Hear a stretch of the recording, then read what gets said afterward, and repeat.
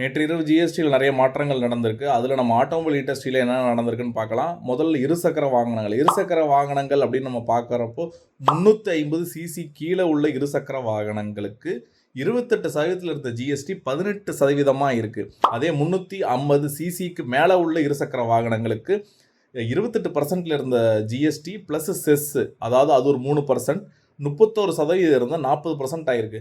அப்போனா 350 சிசி கீழே உள்ள இருசக்கர வாகனங்களுக்கு 10% வந்து குறைஞ்சிருக்கு.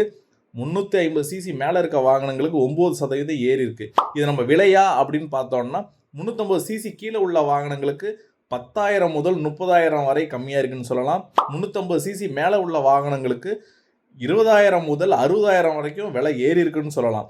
இப்போ அந்த 350 சிசி கீழே இருக்க இருசக்கர வாகனங்கள் அப்படின்னு நம்ம பார்க்குறப்போ பிரதானமாக இருக்கிற எல்லா ஸ்கூட்டர்ஸும் சொல்லலாம். அதுக்கப்புறம் ஸ்ப்ளெண்டர், அதுக்கப்புறம் பார்த்திங்கன்னா இப்போ இந்த ராயல் என்ஃபீல்டு அப்படின்னு எடுத்துக்கிட்டோன்னா அதில் அந்த ஹண்டர், கிளாசிக், புல்லட் ஆகலாம். இதெல்லாம் வந்து 349 சிசி. ஸோ இதில் கூட நமக்கு 10% கம்மியாக இருக்குது. இதே நீங்கள் வந்து 350 சிசி மேலே இருக்க அதே ராயல் என்ஃபீல்டில் இருக்கக்கூடிய ஹிமாலயன், பஜாஜ் பல்சரில் இருக்கக்கூடிய NS 400, KTMல இருக்கக்கூடிய 390, ஸோ இந்த வாகனங்களுக்கு வந்து 9% கூடியிருக்கு. அதாவது 30,000 முதல் 60,000 வரை விலையேற்றம் நடந்திருக்குன்னு சொல்லலாம்.